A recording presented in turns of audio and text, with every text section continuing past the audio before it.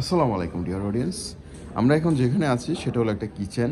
সেই কিচেনটা সাধারণত আমি এখানে এসে গাঁথনিটা কেন স্টপ করছি এটা হয়তো অনেক নতুন ইঞ্জিনিয়ারদের জানার ইচ্ছা। কেন আমি বাকিগুলো এটার থেকে উপরে রাখছি, এটা কেন ডাউনে আমি এটাকে ছেড়ে দিয়ে দেন আমি এই গাঁথনিটাকে কমপ্লিট করেছি। প্লাস তারপরে আমি কেন এই স্ল্যাবটাকে কোনো ধরনের সাপোর্ট ছাড়া মাঝখানে কীভাবে এটাকে ঝুলিয়ে রাখলাম, এটা সাপোর্ট বা শক্তিটা পাচ্ছে কোথায়, মাঝখান থেকে। এই যে মাঝখানে কোনো ধরনের সাপোর্ট না থেকে এটা কীভাবে ঝুলে আছে, এটাও অনেকের কাছে প্রশ্ন। এই সকল প্রশ্নের উত্তর দেব আজকের এই ভিডিওতে।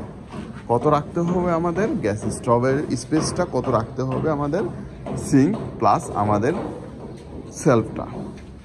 সাধারণত এটার নাম সেলফ বলা হয়। এটা হলো গ্যাস স্টোভের স্পেস, যেটা আমরা সাধারণত 3 ইঞ্চি ডাউনে রাখি। এখন অনেকে বলে থাকো যে ভাই কাস্টিংটা কতটুকু হবে। এই যে কাস্টিংটা আমি সাধারণত 3 ইঞ্চি করেছি, কেউ চাইলে 4 ইঞ্চি করতে পারো, কিন্তু 4 ইঞ্চি করে ওয়েস্টেজ করতে পারো মালের। এর থেকে ভালো কোনো সুবিধা আর কিছুই হবে না। 3 ইঞ্চিতে স্ট্যান্ডার্ড অ্যান্ড পারফেক্ট।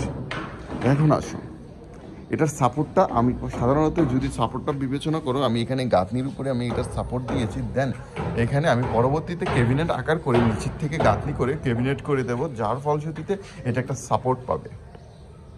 এখন অনেকে জানলার পাশে সিঙ্ক রাখে আর গ্যাস স্টোভ ভিতরে রাখে, আবার অনেকে গ্যাস স্টোভ জানলার পাশে রাখে যাতে করে বাতাসটা ধরতে না পারে, সেখানে 1 থেকে 2 রদ্দা গাঁথনি বা 1 ফিট গাঁথনি সাধারণত করে দেয়। তারপরে দেন এখান থেকে যখন আমি গাঁথনিটা 5 ইঞ্চিটা করে একবারে নিয়ে ছাদে ঠেকাবো, সেই ক্ষেত্রে তখন এটার উপরে একটা লোড ক্রিয়েট হবে, যে লোডটা পরবর্তীতে স্ল্যাবটাকে পড়ে যাওয়ার সম্ভাবনা রোধ করবে। এখন সাধারণত যদি আমি বিবেচনা খাটাই, তাহলে তোমরা দেখতে পারবে এখানে আমি একটা সিঙ্কের আগের থেকে যাতে করে কাটতে না হয়, এখানে একটা মেজারমেন্ট অনুযায়ী মাপ রেখে দিয়েছি।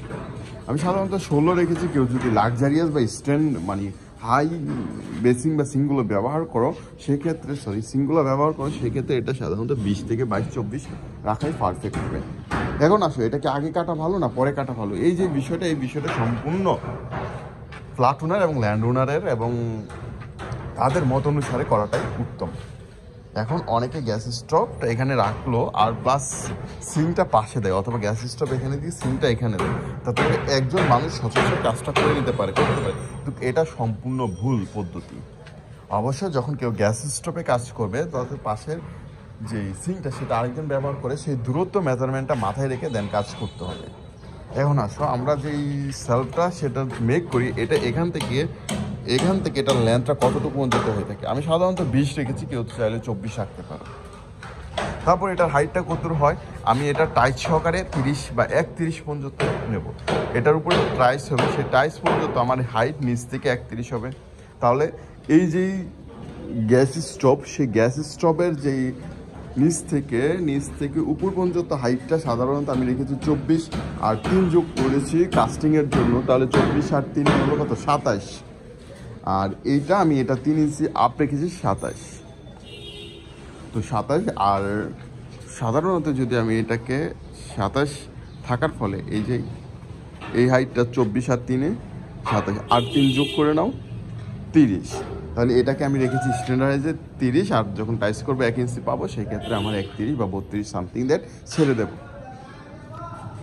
এই হলো আজকের এই কিচেন সেলফের বিষয়টা। আর এই কিচেন সেলফের ক্ষেত্রে যদি কোনো ধরনের প্রশ্ন তোমাদের ভিতরে থেকে থাকে অবশ্যই তোমরা বলবা, কারণ এই কিচেন সেলফ নিয়ে যদি আমি ভিডিও বানাই, অনেক ভিডিও বানাতে পারবো, যেটা পরবর্তীতে তোমরা দেখতে পারবে লাক্সারিয়াস কিচেন, ইন্টেরিয়র কিচেনটা কতভাবে করা যায় বা কোন কোন পদ্ধতিতে করা যায়।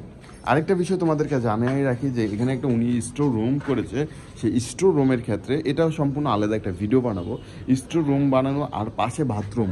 তো এই ভিডিওটা দেখার জন্য অবশ্যই চ্যানেলটাকে সাবস্ক্রাইব করো আর ফেসটাকে ফলো দিয়ে রাখো। পরবর্তীতে এই ভিডিওটা নিয়ে আলাপ আলোচনা করব, এটার ভেন্টিলেশনটা কোথায় কোন দিক দিয়ে হবে, রুম চারোদিক থেকে, আর মাঝখানে বাথরুম হলে কী সমস্যা হয়, সব বিষয় নিয়ে আমি তোমাদেরকে আলোকপাত করব একটা ভিডিওতে।